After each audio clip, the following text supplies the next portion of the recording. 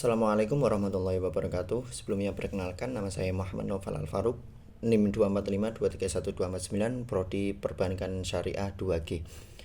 Soal yang pertama, sebutkan dan dijelaskan 3 hak dan 3 kewajiban warga Indonesia.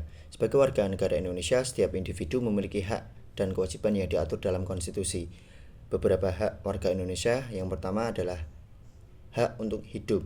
Setiap warga negara berhak untuk hidup dan mempertahankan kehidupannya yang dilindungi oleh negara. Yang kedua adalah hak atas kebebasan berpendapat. Warga negara berhak mengemukakan pendapat dan berpartisipasi dalam kehidupan politik, termasuk berunjuk rasa. Yang ketiga adalah hak atas pendidikan. Setiap orang berhak mendapatkan pendidikan yang layak dan berkualitas sebagai upaya untuk meningkatkan kualitas hidup. Selanjutnya adalah kewajiban warga negara Indonesia. Yang pertama, wajib mentaati hukum dan pemerintahan. Setiap warga negara harus mematuhi hukum yang berlaku dan menjunjung tinggi pemerintahan tanpa terkecuali.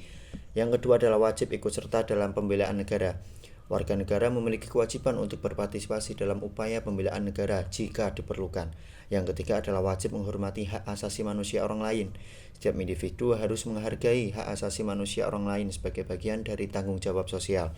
Pertanyaan yang kedua, jelaskan perbedaan antara negara kesatuan dan negara federal, serta berikan contoh masing-masing.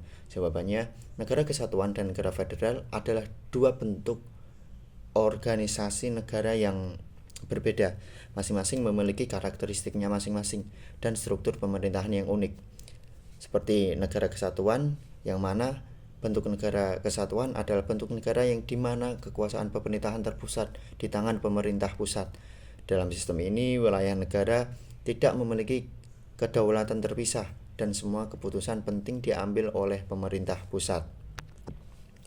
Ciri-ciri dari negara kesatuan, yang pertama memiliki satu konstitusi yang berlaku untuk seluruh wilayah. Yang kedua, hubungan antara pemerintah pusat dan daerah itu bersifat vertikal, di mana pemerintah daerah harus tunduk kepada pemerintah pusat. Seperti contoh, negara Indonesia adalah negara kesatuan, di mana pemerintah pusat memiliki otoritas penuh atas seluruh wilayah dan administrasi daerah. Yang selanjutnya, negara federal. Negara federal adalah bentuk negara yang terdiri dari beberapa negara bagian atau provinsi yang memiliki otonomi tertentu. Dalam sistem ini, kekuasaan dibagi antara pemerintah pusat dan pemerintah negara bagian. Ciri-ciri dari negara federal, yang pertama memiliki konstitusi federal dan konstitusi masing-masing negara bagian. Contoh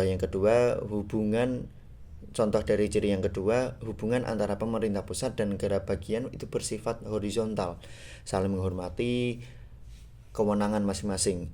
Contohnya dari negara federal ini adalah negara Amerika Serikat, di mana setiap negara bagian memiliki kekuasaan untuk mengatur urusan internalnya sendiri, sementara pemerintah federal mengatur urusan yang lebih luas seperti pertahanan dan hubungan luar negeri.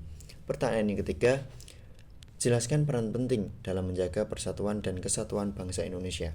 Jawabannya, menjaga persatuan dan kesatuan bangsa Indonesia itu sangat penting, mengingat keberagaman yang ada, baik dari suku, agama, budaya, maupun bahasa. Beberapa peran penting dalam menjaga persatuan dan kesatuan bangsa Indonesia ada beberapa aspek. Yang pertama, dapat memperkuat pendidikan karakter, menjadi agen persatuan, memanfaatkan teknologi yang bijak, meningkatkan kesadaran sosial, serta menghormati perbedaan. Melalui langkah-langkah ini, setiap individu dapat berkontribusi dalam menjaga persatuan dan kesatuan bangsa Indonesia di tengah keberagaman yang ada. Selanjutnya, soal yang keempat, jelaskan peran media massa dalam membangun kesadaran politik warga Indonesia. Jawabannya, media massa memiliki peran yang sangat penting dalam membangun kesadaran politik warga negara. Beberapa aspek utamanya dari peran tersebut, yang pertama adalah penyebaran informasi. Media massa berfungsi sebagai saluran utama untuk menyebarkan informasi politik kepada masyarakat. Yang kedua adalah pembentukan opini publik. Melalui framing dan agenda setting, media massa dapat mempengaruhi cara pandang masyarakat terhadap isu-isu politik yang sedang berlaku. Yang ketiga adalah pendidikan politik. Media massa juga berperan penting dalam memberikan pendidikan politik kepada warga negara. Yang selanjutnya adalah platform diskusi. Dengan adanya media massa, warga negara kini memiliki ruang untuk berdiskusi dan berbagi pendapat tentang isu-isu politik yang sedang booming. Yang selanjutnya adalah mendorong partisipasi aktif. Media massa dapat mendorong partisipasi aktif warga negara dalam proses politik melalui kampanye dan informasi mengenai pemilu atau kegiatan politik lainnya. Dari secara keseluruhan, peran media massa dalam membangun kesadaran politik sangat vital untuk menciptakan masyarakat yang aktif dan terlibat dalam proses demokrasi. Sekian dari saya, mohon maaf apabila ada kesalahan kata dan sebagainya.